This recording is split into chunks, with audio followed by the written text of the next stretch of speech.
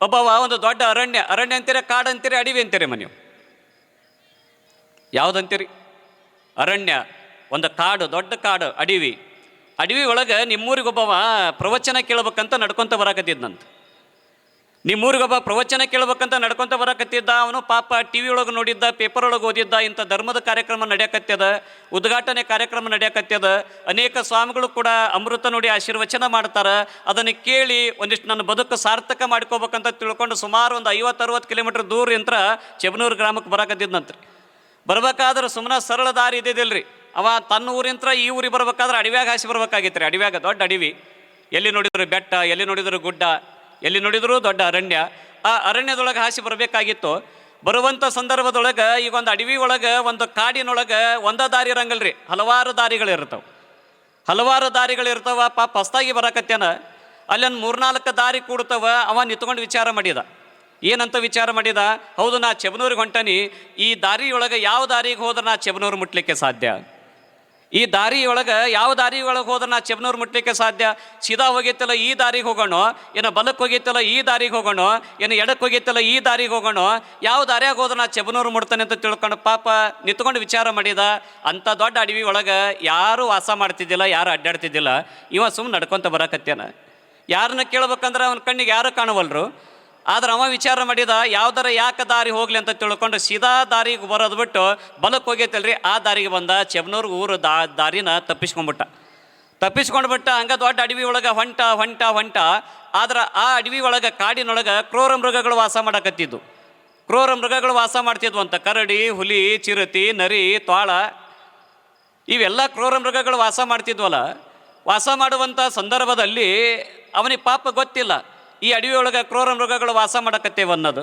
ದಾರಿ ತಪ್ಪಿಸ್ಕೊಂಡಾನ, ನಡ್ಕೋಂತ ಬರಾಕತ್ಯಾನ. ಒಂದು ಮರದ ಕೆಳಗೆ ಒಂದು ಹುಲಿ ಮಕ್ಕೊಂಡಿತ್ತಂತ್ರಿ. ಒಂದು ಮರದ ಕೆಳಗೆ ಹುಲಿ ಮಕ್ಕೊಂಡೈತಿ. ಅದಕ್ಕೆ ಹಸುವಾಗೈತಿ. ಯಾವ ಪ್ರಾಣಿಗಳು ಅದರ ಕಣ್ಣಿಗೆ ಕಾಣುವಲ್ವು. ಈ ಮನುಷ್ಯ ನಡ್ಕೊತ ಹೊಂಟಾನಲ್ಲ, ಈ ಮನುಷ್ಯನ ವಾಸನೆ ಬಂತಂತವನಿಗೆ. ಯಾವನೋ ಒಬ್ಬ ಮನುಷ್ಯ ಹೊಂಟಾನ, ಇವನ್ನ ಬೇಟೆ ಆಡಿ, ಇವನ್ನ ಕೊಂದು, ಇವನ್ನ ಹೊಡ್ತುಂಬ ತಿಂದಾನ ಅಂತ ತಿಳ್ಕೊಂಡು ಹುಲಿ ಮಕ್ಕೊಂಡಿದ್ದು ಎದ್ದು ನಿಂತ್ಕೊಂತಂದು. ಹುಲಿ ಮಕ್ಕೊಂಡಿದ್ದು ಎದ್ದು ನಿಂತ್ಕೊಂತು. ಹುಲಿ ಮನುಷ್ಯನ ನೋಡ್ಯದ, ಮನುಷ್ಯ ಹುಲಿ ನೋಡಿಲ್ಲ. ಪಾಪ ತನ್ನ ಪಾಡಿಗೆ ತಾನು ದಾರಿ ತಪ್ಪಿಸ್ಕೊಂಡು ನಡ್ಕೊತ ಹೊಂಟಾನ. ಹೋಗುವಂಥ ಸಂದರ್ಭದೊಳಗೆ ಹುಲಿ ಬೆನ್ನು ಹತ್ತು ಈ ಮನುಷ್ಯ ಹಿಂದಕ್ಕೆ ಹಿಂಗೆ ತಿರುಗಿ ನೋಡಿದ. ಏನೋ ಸಪ್ಪಳ ಆಗ್ತದಲ್ಲ ಅಂತ ತಿಳ್ಕೊಂಡು ಹುಲಿ ಬೆನ್ನು ಹತ್ತಿತ್ತು, ಓಡಿ ಬರಾಕತ್ತಿತ್ತು. ಅಲ್ಲೇ ಈ ಅಡವಿಯೊಳಗೆ ಕ್ರೂರ ಮೃಗಗಳದವಪ್ಪ. ಹುಲಿ ಐತಿ ಅಂದ್ರೆ ಚಿರಿತ ಇದ್ದ ಇರ್ತದೆ, ಚಿರಿತ ಐತಿ ಅಂದ್ರೆ ಕರಡಿ ಇದ್ದ ಇರ್ತದೆ. ಹಂಗಂದ್ರೆ ಇಂಥ ಅಡವಿಯೊಳಗೆ ನಾನು ಬರಾಕತ್ತೇನಲ್ಲ, ಚೆಬನೂರಿಗೆ ಹೊಂಟಾನೆಲ್ಲ. ಮನೆಯೊಳಗೆ ಹೆಂಡತಿ ಅದಾಳ, ಮನೆಯೊಳಗೆ ಮಕ್ಕಳು ಅದಾವ, ಮನೆಯೊಳಗೆ ಭಾಳ ಚಂದ ಸಂಸಾರ ಐತಿ, ಮನೆಯೊಳಗೆ ಭಾಳ ಚಂದ ಬದುಕೈತಿ. ಅಂಥದ್ದೆಲ್ಲ ಬಿಟ್ಟು ನಾ ಚೆಬನೂರಿಗೆ ಹೊಂಟಾನೆಲ್ಲ, ಹೋಗುವಾಗಿ ಹುಲಿ ಕೈಯಾಗ ಸತ್ತು ಹೋಗ್ಕನಲ್ಲ ಅಂತ ತಿಳ್ಕೊಂಡು ಆ ಮನುಷ್ಯ ಓಡಾಕತ್ತಿದ್ರಿ. ಓಡಿದ ಸಾಕಾತು, ದಮ್ ಹತ್ತು ನಿಂತ್ಕೊಂಡ, ತೇಕಾಕತ್ತಿದ. ಏನು ಮಾಡ್ಬೇಕು? ಹಿಂದೆ ಹುಲಿ ಬೆನ್ನು ಹತ್ಯದ. ಇನ್ನೇನು ಹುಲಿ ಕೈಯಾಗ ಸಿಗ್ಬೇಕನ್ನಷ್ಟೊಳಗೆ ಅಲ್ಲೊಂದು ದೊಡ್ಡದೊಂದು ಆಲದ ಮರ ಇತ್ತು.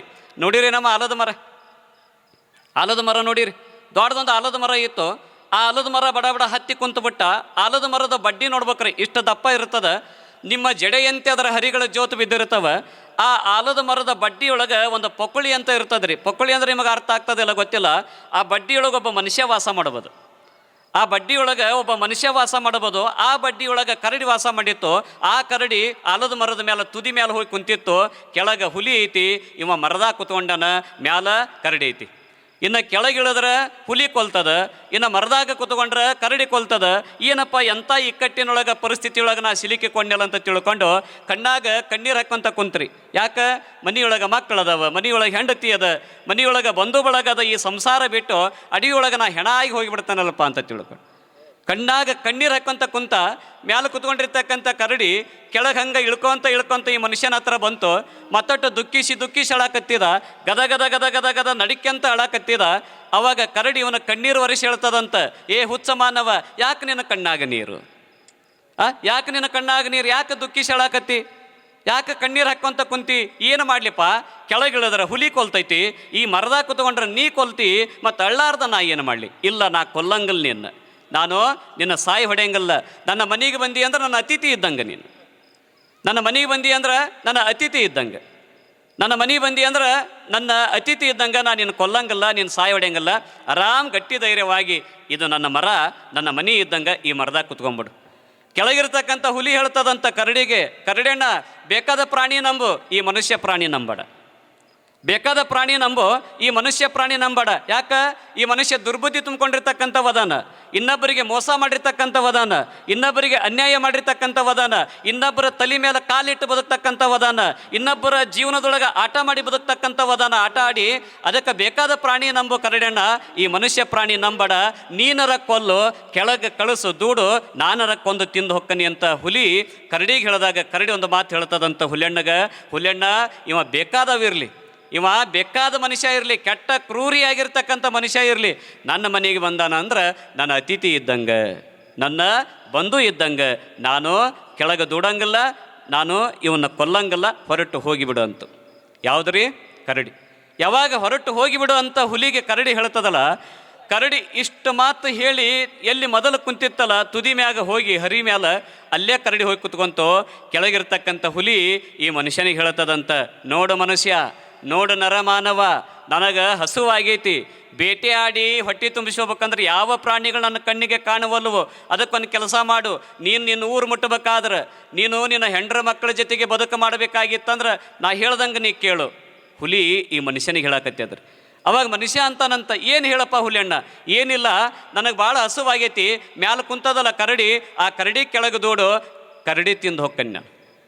ಆ ಕರಡಿ ಕೆಳಗೆ ದೂಡು, ಕರಡಿ ತಿಂದು ಹೊಕ್ಕನೆ ಅಂತ ತಿಳ್ಕೊಂಡು ಹುಲಿ ಯಾವಾಗ ಈ ಮನುಷ್ಯನಿಗೆ ಹೇಳಿದಾಗ ಮನುಷ್ಯ ಅಂತಾನಂತ, ಕರಡಿ ತಿಂದ ಬಳಿಕ ನಾನು ಕೊಲ್ಲಂಗಲ್ಲ ಹದಲ್, ನೀನು ಕರಡಿನ ತಿಂದ ಬಳಿಕ ನಾನು ಕೊಲ್ಲಂಗಲ್ಲ ಹದಲ್ ಅಂತ ತಿಳ್ಕೊಂಡು ಮನುಷ್ಯ ಹುಲಿ ಕೇಳಿದಾಗ ಹುಲಿ ಭಾಳ ಚಲೋ ಒಂದು ಮಾತು ಹೇಳ್ತದಂತ, ಕರಡಿಯಣ್ಣ ತಿಂದು ಹೋದ ಬಳಿಕ ನಾನು ಇನ್ನೇನು ಮಾಡಂಗಿಲ್ಲ. ಒಮ್ಮೆ ನನ್ನ ಹೊಟ್ಟೆ ತುಂಬಂದ್ರೆ, ಒಮ್ಮೆ ನನ್ನ ಹೊಟ್ಟೆ ತುಂಬಂದ್ರೆ ಇದರಿಗೆ ನನ್ನ ಪ್ರಾಣಿ ಅಡ್ಡಾಡಿದ್ರು ಕೂಡ ನಾ ಬೇಟೆಯಾಡಂಗಿಲ್ಲ. ಇದು ಪ್ರಾಣಿಯ ಗುಣಧರ್ಮ ಯವ್ವ.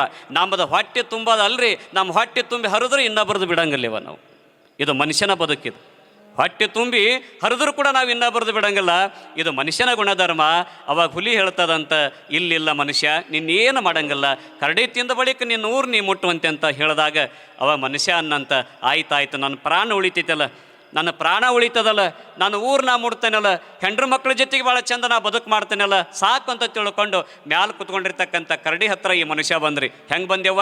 ಏನಾರ ಒಂದು ಕೆಲಸ ಆಗ್ಬೇಕಾದ್ರೆ ಬಣ್ಣದ ಮಾತು ಭಾಳ ಚಂದ ಇರ್ತಾವ್ರಿ, ಬಣ್ಣದ ಮಾತು ಭಾಳ ಚಂದ ಇರ್ತಾವೆ. ಯಾರ್ದರ ಹತ್ರ ಒಂದು ಕೆಲಸ ಆಗ್ಬೇಕಾಗಿತ್ತಂದ್ರೆ ಅವ್ರ ಕಾಲು ಹಿಡಿತೇವಿ, ಕೈ ಹಿಡಿತೇವಿ, ಬಣ್ಣದ ಮಾತು ಮಾತಾಡ್ತೇವಿ.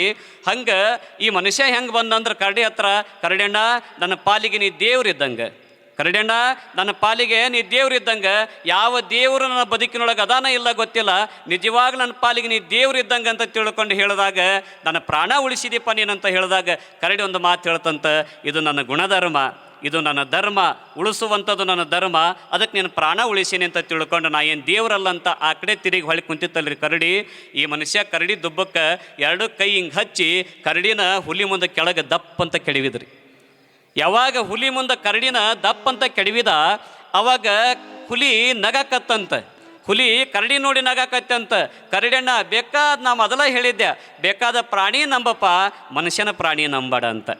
ಬೇಕಾದ ಪ್ರಾಣಿ ನಂಬು, ನಿನ್ನ ಜೀವನ ಭಾಳ ಚಲೋ ಆಗ್ತದೆ, ಈ ಮನುಷ್ಯ ಪ್ರಾಣಿ ನಂಬಡ ಅಂತ ಹೇಳಿದ್ದೆ.